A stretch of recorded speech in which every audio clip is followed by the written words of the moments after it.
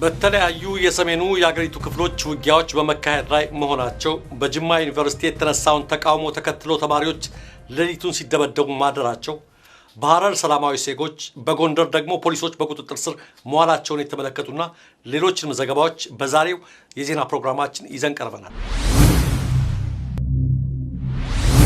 ሰላም ጤና ይስጥልን ተመልካቾቻችንና አድማጮቻችን፣ ይሄ የኢትዮጵያ ሳተላይት ቴሌቪዥንና ራዲዮ ነው። ከዕለቱ ዜና ጋር ደረጃ አብቶልድ ነኝ።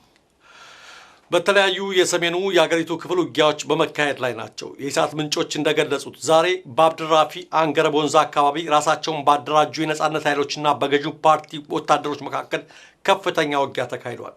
ዛሬ ሲካሄድ በዋለው ውጊያ በነጻነት ኃይሎችም ሆነ በገዢው ፓርቲ ወታደሮች ላይ ስለደረሰው ጉዳት እየታወቀ ነገር የለም። በሌላ በኩል በወልቃይት ትርካንና ማይነብሪ አካባቢ በአርበኞች ግንቦት ሰባት ወታደሮችና በመንግስት ታጣቂዎች መካከል መለስተኛ ውጊያ ተካሂዷል። አንድ የግንባሩ ወታደራዊ አመራር እንደገለጹት ወደ ተለያዩ አቅጣጫዎች ለማረፍ በሚደረገው እንቅስቃሴ ተመሳሳይ ግጭቶች ሲደረጉ የቆዩ ሲሆን በዛሬው ዕለትም ተመሳሳይ ጦርነት ተካሂዶ አባሎቻቸው ሰብረው ወዳሰቡበት ቦታ ተንቀሳቅሰዋል። በሌላ በኩል ባለፈው ሳምንት አዲጎሹ ላይ በተደረገ የተኩስ ልውውጥ የተሰዉ 4 የአርበኞች ግንቦት ሰባት አባላትን የአካባቢው ሕዝብ በክብር በዋልድባ ገዳም እንደቀበራቸው ታውቋል። በአካባቢው የሚገኝ አንድ ጉዳዩን በቅርብ የሚከታተል ታጋይ እንዳለው የህዝቡ ድርጊት ህዝባችን ምን ያክል ፍትህ እንደተጠማና ለሚመጣው ኃይል ያለውንም አክብሮት ያሳየበት ነው ብለዋል። ሰሞኑን አዲጎሹ ላይ በተደረገው ጦርነት የተገደሉ የነጻነት ኃይሎች 4 ተገኝተዋል። 4 የነጻነት ኃይሎች ደግሞ በአካባቢው ያለው ህብረተሰብ ከ50 በላይ ህብረተሰብ በመደራጀት በመመራረጥ ከየአካባቢው ወደ ዋልድባ ወስደው ቀብሯቸዋል። ከአርበኞች ግንቦት ሰባት የመጡ የነጻነት ኃይሎች እንግዲህ ሰው ምን ያህል ፍትህ እንደተጠማና ለሚመጣው ኃይልም ምን ያህል ክብር እንዳለው የሚያሳይ ትልቅ ተሞክሮ ነው የተሰራው። ከዚሁ ጋር በተያያዘ አገዛዙ የሚፈጽመውን ግፍ በመቃወም ወደ ጫካ የወጡ የነጻነት ታጋዮች ባንድ ላይ ለመስራት ስምምነት ላይ መድረሳቸው ታውቋል። ታጋዮቹ በአንድ እዝ ስር በመሆን ትግላቸውን በጋራ ለመካሄድ ስምምነት ላይ እየደረሱ ሲሆን ዘመናዊ የውትድርና ስልጠና ትምህርት በመውሰድ ላይ መሆናቸውንም የደረሰን መረጃ ያመለክታል። በጅማ ዩኒቨርሲቲ የተነሳውን ተቃውሞ ተከትሎ ተማሪዎች ሌሊቱን ሲደበደቡ አደሩ። የኢሳት ምንጮች እንደገለጹት በቲቶ ፉርጊሳ የምህንድስና ትምህርት ክፍል የሚማሩ ተማሪዎች የጀመሩትን ተከታታይ ተቃውሞ ተከትሎ ወታደሮች ተማሪዎችን ከምሽቱ 2 ሰዓት ላይ በማስወጣት እስከ ሌሊቱ 11 ሰዓት ድረስ እየደበደቡ ከፍተኛ ኢሰብአዊ ድርጊት ፈጽመዋል። የኮማንድ ፖስትን በመወከል ተማሪውን ዛሬ የሰበሰቡ አካላት ከፍተኛ ማስጠንቀቂያ ሰጥተዋል። እንደ ተማሪዎቹ ገለጻ የኮማንድ ፖስት ወኪሎች አርፈን አንማርም ካላችሁና በረብሻው ከቀጠላችሁ እንጨርሳችኋለን፣ ብትጠነቀቁ መልካም ነው። ከዚህ በኋላ ለእናንተ ጥጋብ ትዕግስት የለንም ያሉ ሲሆን አንዳንድ ሴት ተማሪዎች በስብሰባው ወቅት ራሳቸውን ስተዋል። ተማሪዎቹን ለማንሳትና ለመርዳት የሞከሩ ሌሎች ተማሪዎችን ተዋቸው፣ እንዳታነሷቸው፣ የራሳቸው ጉዳይ በማለት ያስፈራሩት ታጣቂዎች በቁመናቸውና ባለባበሳቸው እንዲሁም በሚያሳዩት እንቅስቃሴ በወጣቶች ላይ ከፍተኛ የስነልቦና ጫና ሲፈጥሩ ውለዋል። ይሁንና ስብሰባው እንዳበቃና በመደበኛ ግቢው ካለው ኃይል በተጨማሪ የገባው ከፍተኛ ቁጥር ያለው ታጣቂ ኃይል ግቢውን ለቆ እንደወጣ የተማሪዎቹ ተቃውሞ ቀጥለዋል። በሐረር በርካታ ዜጎች ሲታሰሩ በባህር ዳር ደግሞ ፖሊሶች በቁጥጥር ስር ውለዋል።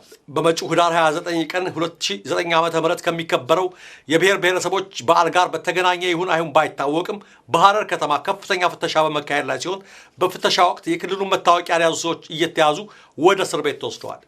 ከሌሎች ክልሎች ሄደው በክልሉ ውስጥ በመስራት ላይ ያሉ በርካታ ዜጎች የክልሉን መስተዳድር መታወቂያ እንዲሰጣቸው ቢጠይቁም ከመጣችሁበት ክልል መሸኛ አምጡ በመባላቸው መታወቂያ ማግኘት ሳይችሉ ቀርተዋል። እነዚህ ዜጎች በፍተሻ ወቅት የክልሉን መታወቂያ ማሳየት ባለመቻላቸው እየታሰሩ መሆኑን የክልሉ ወኪላችን ገልጿል። በመቶዎች የሚቆጠሩ ዜጎች በተለያዩ ወረዳዎች ውስጥ ታስረው የሚገኙ ሲሆን ውዝፍ ግብር አልከፈሉም የተባሉ ከ50 በላይ ነጋዴዎችም እንዲሁ ተይዘው ታስረዋል። በሌላ በኩል ደግሞ በባህር ዳር ከተማ በቅርቡ በቦምብ ፍንዳታ ተጠርጥረው ከታሰሩት ወጣቶች መሃል አንዱ ለሕክምና በሚል ሆስፒታል ላይ ከጠባቂው ፖሊስ ጋር መጥፋቱ ያበሳጫቸው የወታደራዊ እዝ መሪዎች ዛሬ በአንደኛ ፖሊስ ጣቢያ የሚገኙትን ኃላፊና ተራ ፖሊሶች አስረዋል። ከታሰሩት መካከል ኢንስፔክተር ይብሬ፣ ምክትል ኢንስፔክተር ክብረ፣ 50 አለቃ አበበ፣ ኮንስታብል ወርቁ ይገኙበታል። በቂሊንጦ እስር ቤት በእሳት ቃጠሎና በጥይት ለተገደሉ ታራሚዎች ሞት 38 እስረኞች ተጠያቂ ሆኑ።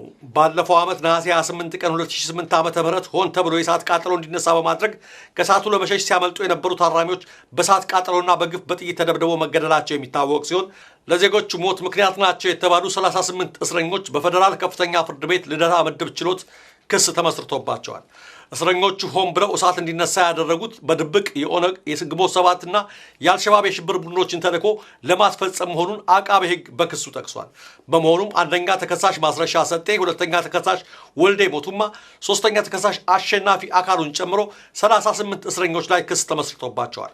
ተከሳሾቹ ከሰው ሕይወት መጥፋት በተጨማሪ ለ10 ሚሊዮን ብር የንብረት ውድመት እንዲፈጸም ምክንያት መሆናቸውንም እና በተለያየ ጊዜ በድብቅ መረጃ በመለዋወጥ የአመፅ ጥሪ በማስተላለፍ በማረሚያ ቤቱ አመፅ በማስነሳት የሚሉ ክሶችን አቃቤ ሕግ በክስ ቻርጁ አስነብበዋል።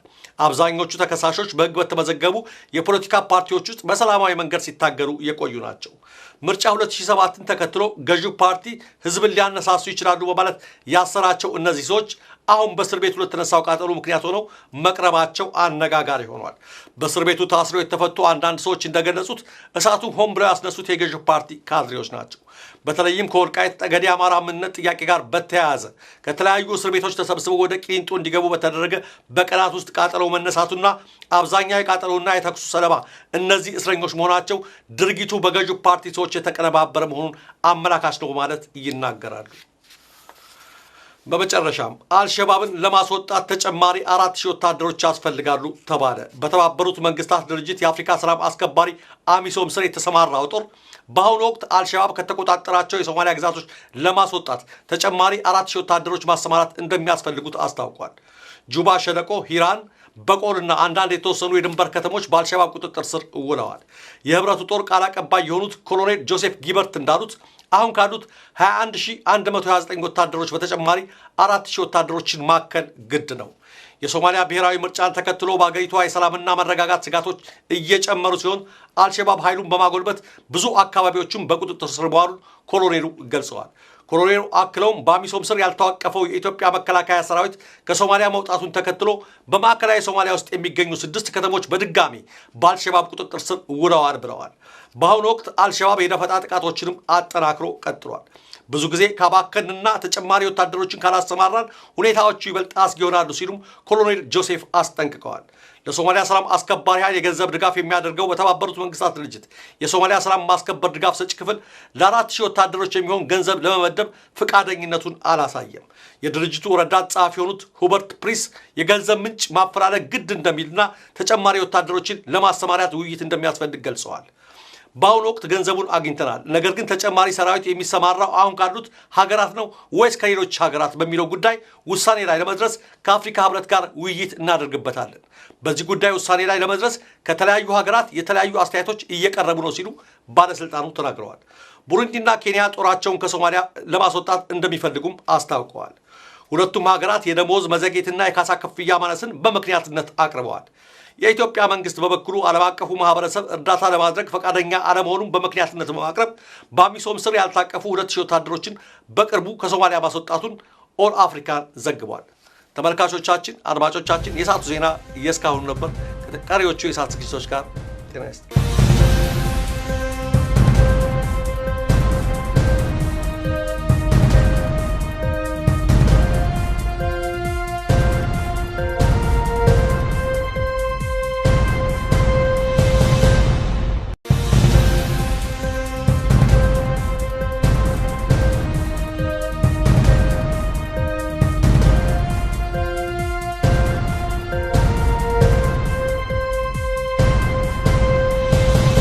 በተለያዩ የሰሜኑ የአገሪቱ ክፍሎች ውጊያዎች በመካሄድ ላይ መሆናቸው፣ በጅማ ዩኒቨርሲቲ የተነሳውን ተቃውሞ ተከትሎ ተማሪዎች ሌሊቱን ሲደበደቡ ማደራቸው፣ በሐረር ሰላማዊ ዜጎች፣ በጎንደር ደግሞ ፖሊሶች በቁጥጥር ስር መዋላቸውን የተመለከቱና ሌሎችንም ዘገባዎች በዛሬው የዜና ፕሮግራማችን ይዘን ቀርበናል።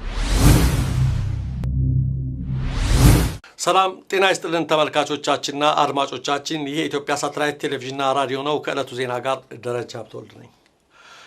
በተለያዩ የሰሜኑ የአገሪቱ ክፍል ውጊያዎች በመካሄድ ላይ ናቸው። የኢሳት ምንጮች እንደገለጹት ዛሬ በአብድራፊ አንገረብ ወንዝ አካባቢ ራሳቸውን ባደራጁ የነጻነት ኃይሎችና በገዢው ፓርቲ ወታደሮች መካከል ከፍተኛ ውጊያ ተካሂዷል። ዛሬ ሲካሄድ በዋለው ውጊያ በነጻነት ኃይሎችም ሆነ በገዢው ፓርቲ ወታደሮች ላይ ስለደረሰው ጉዳት እየታወቀ ነገር የለም። በሌላ በኩል በወልቃይት ትርካንና ማይነብሪ አካባቢ በአርበኞች ግንቦት ሰባት ወታደሮችና በመንግስት ታጣቂዎች መካከል መለስተኛ ውጊያ ተካሂዷል። አንድ የግንባሩ ወታደራዊ አመራር እንደገለጹት ወደ ተለያዩ አቅጣጫዎች ለማረፍ በሚደረገው አደሩ። የኢሳት ምንጮች እንደገለጹት በቲቶ ፉርጊሳ የምህንድስና ትምህርት ክፍል የሚማሩ ተማሪዎች የጀመሩትን ተከታታይ ተቃውሞ ተከትሎ ወታደሮች ተማሪዎችን ከምሽቱ 2 ሰዓት ላይ በማስወጣት እስከ ሌሊቱ 11 ሰዓት ድረስ እየደበደቡ ከፍተኛ ኢሰብአዊ ድርጊት ፈጽመዋል።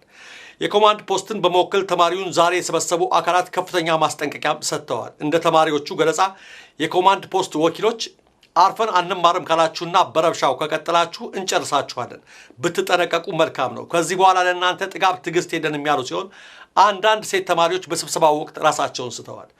ተማሪዎቹን ለማንሳትና ለመርዳት የሞከሩ ሌሎች ተማሪዎችን ተዋቸው፣ እንዳታነሷቸው፣ የራሳቸው ጉዳይ በማለት ያስፈራሩት ታጣቂዎች በቁመናቸውና ባለባበሳቸው እንዲሁም በሚያሳዩት እንቅስቃሴ በወጣቶች ላይ ከፍተኛ የስነ ልቦና ጫና ሲፈጥሩ ውለዋል። ይሁንና ስብሰባው እንዳበቃና በመደበኛ ግቢው ካለው ኃይል በተጨማሪ የገባው ከፍተኛ ቁጥር ያለው ታጣቂ ኃይል ግቢውን ለቆ እንደወጣ የተማሪዎቹ ተቃውሞ ቀጥለዋል። በሐረር በርካታ ዜጎች ሲታሰሩ በባህር ዳር ደግሞ ፖሊሶች በቁጥጥር ስር ውለዋል።